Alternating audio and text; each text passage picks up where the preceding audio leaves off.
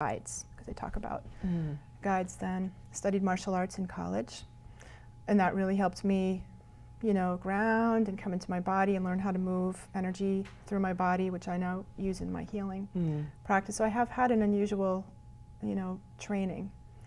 And one of the things that I appreciate about that is that I love to teach people now. That I had to learn everything sort of by yourself. School of hard knocks, my own way. Yeah. And so I really enjoy catching people.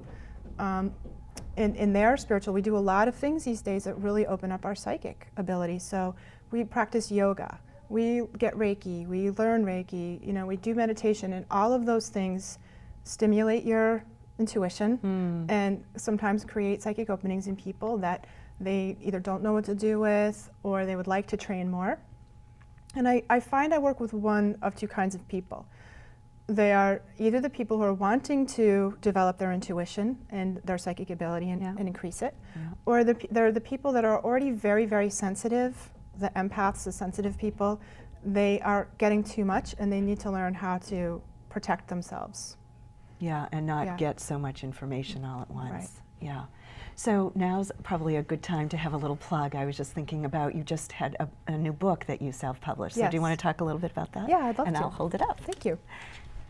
This is a book. I published it myself in a matching CD that it's based on my psychic self-defense class.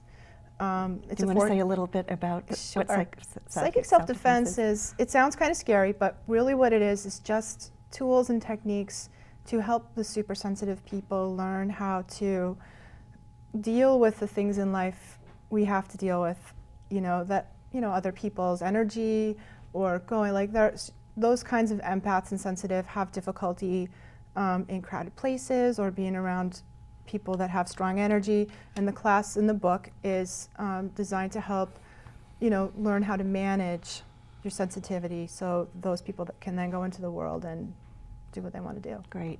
So do you find more people believe they have intuition? It seems to be sort of an in thing now, It's right? very hot.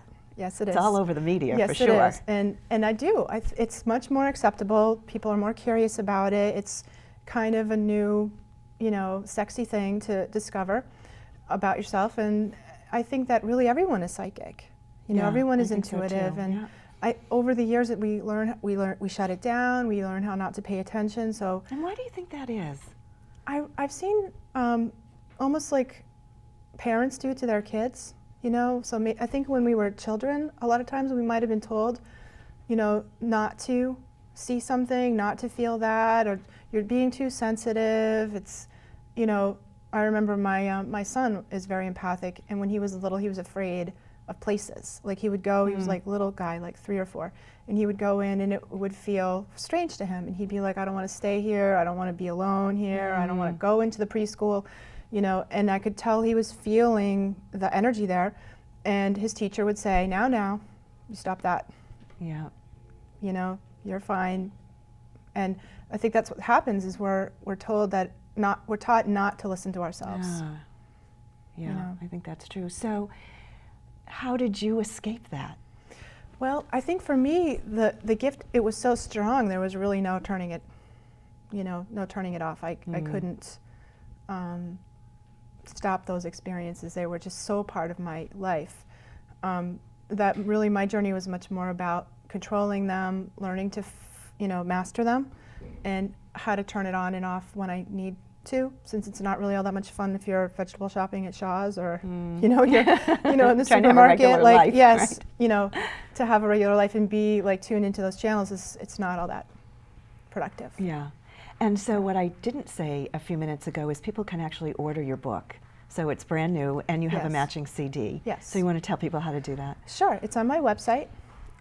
Which is www.lisacampion.com. Campion.com. Yep, and it's right on there. I have a shopping cart. You can order it right from there. And the CD that is separate, but it's good to get both. And the CD has 5 guided meditations. Oh wait, let me hold it up. Sure, there you go. It has 5 guided meditations that are about grounding, clearing, protecting yourself.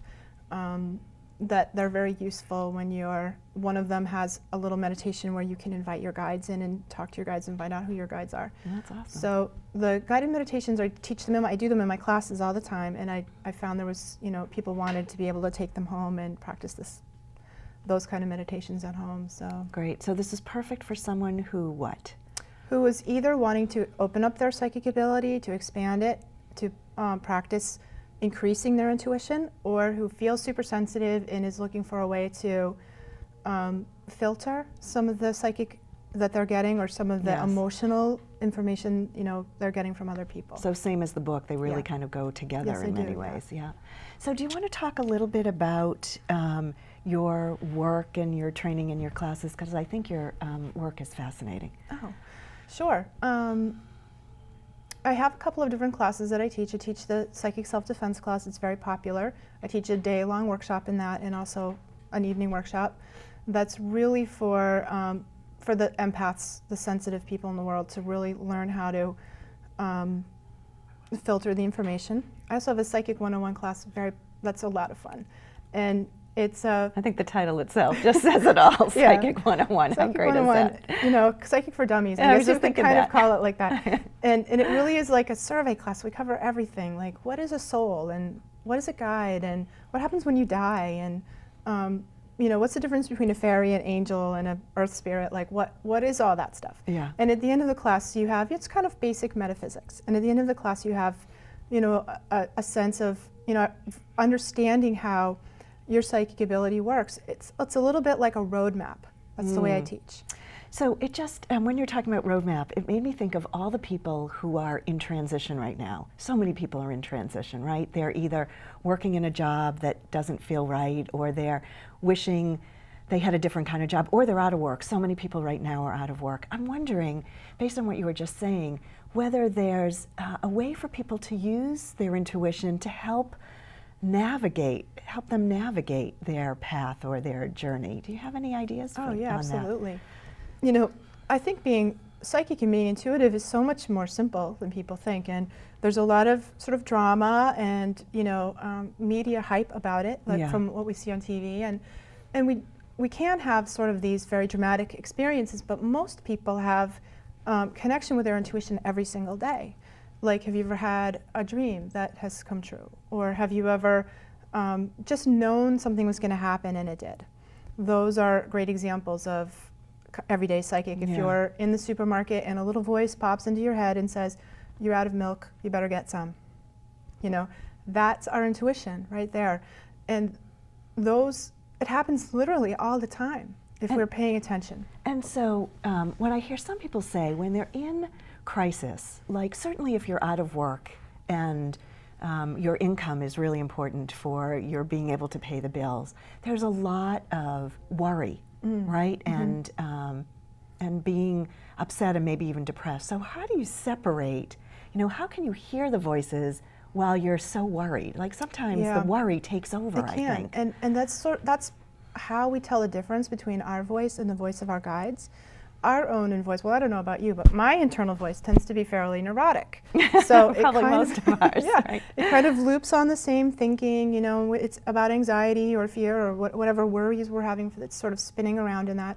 But the voice of your guides the voice of our intuition comes in very clearly and generally without a lot of emotional content. And a lot of times it will be like a hunch, or especially if you're in that situation where you're looking for a job. Your guidance, your internal intuition, your internal guidance, and your guides will lead you through that by asking you to look at things in a new way, to change your perspective and possibly open up to new opportunities. They may guide people into your life that you wouldn't have met other ways. You may suddenly get a hunch that you have to go to this party or this event that somebody invited you to, and you don't know why you need to go, but when you're there, you meet somebody that has a job for you. It's following those inner promptings we have, and most of those come through sort of feeling our bodies and feeling our emotions. So being aware of what's going on inside, it's paying attention, and then trusting. Because so often we do get those messages and we don't listen. Yeah. We don't listen, we don't trust ourselves. Well, we think it's the little voice in our head that's that's crazy. Right. Right? Or your mind, like your guidance will tell you something, you should go to that party, and your mind goes, that's silly. Right, I'm not, why would you I know, do that? Why would I do that? That's Right. great, you know? So our minds come in and block. And how do you tell the